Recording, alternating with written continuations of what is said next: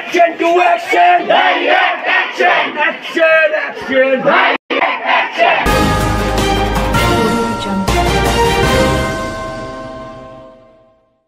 লক্ষ্মীপুরের রামগতিতে চর আব্দুল্লাহ আল মাদ্রাসাতুল জামিয়াতুল ইসলামিয়া ফাজিল মাদ্রাসার অধ্যক্ষের বিরুদ্ধে দুর্নীতি ও নানা অনিয়মের গুরুতর অভিযোগ উঠেছে। অধ্যক্ষ আব্দুল হাকিমের বিরুদ্ধে এই অভিযোগের পরিপ্রেক্ষিতে বুধবার শিক্ষার্থীরা মানববন্ধন ও বিক্ষোভ কর্মসূচি পালন করেছেন এবং তার অপসারণের দাবি জানিয়েছেন।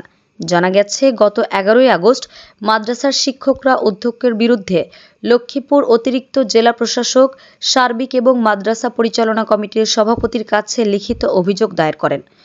অভিযোগে প্রতিষ্ঠানের আয় ব্যয়ের হিসাবে বড় ধরনের গড়মিল, শিক্ষকদের বেতন ভাতা আটকে রাখা এবং অনিয়মের প্রতিবাদ করলে নানা ধরনের হুমকি দেওয়ার মতো 6টি বিষয় উল্লেখ করা হয়েছে। ভুক্তভোগী শিক্ষকদের অভিযোগ, অধ্যক্ষ দীর্ঘদিন ধরে তাদের বেতন আটকে রেখেছেন, যার ফলে তারা মানবেতর জীবনযাপন করছেন।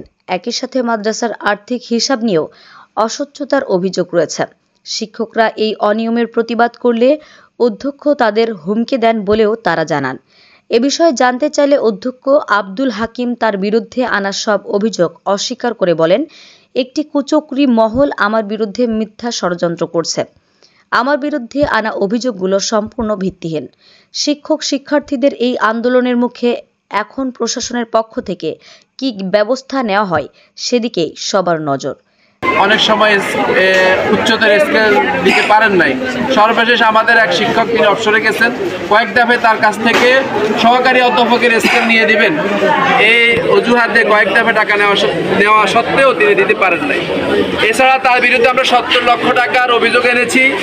আমাদের টিউশন ফির যে ব্যাংক অ্যাকাউন্টে স্বচ্ছতা নাই এবং তিনি কয়েকটি অ্যাকাউন্ট ব্যবহার করে তিনি টাকা আত্মসাৎ করে থাকেন, এটার প্রমাণ আমাদের কাছে আছে। ভুয়া বাউচারের মাধ্যমে তিনি বিভিন্ন সময় টাকা আত্মসাৎ করেছেন, এর প্রমাণও আমাদের কাছে আছে।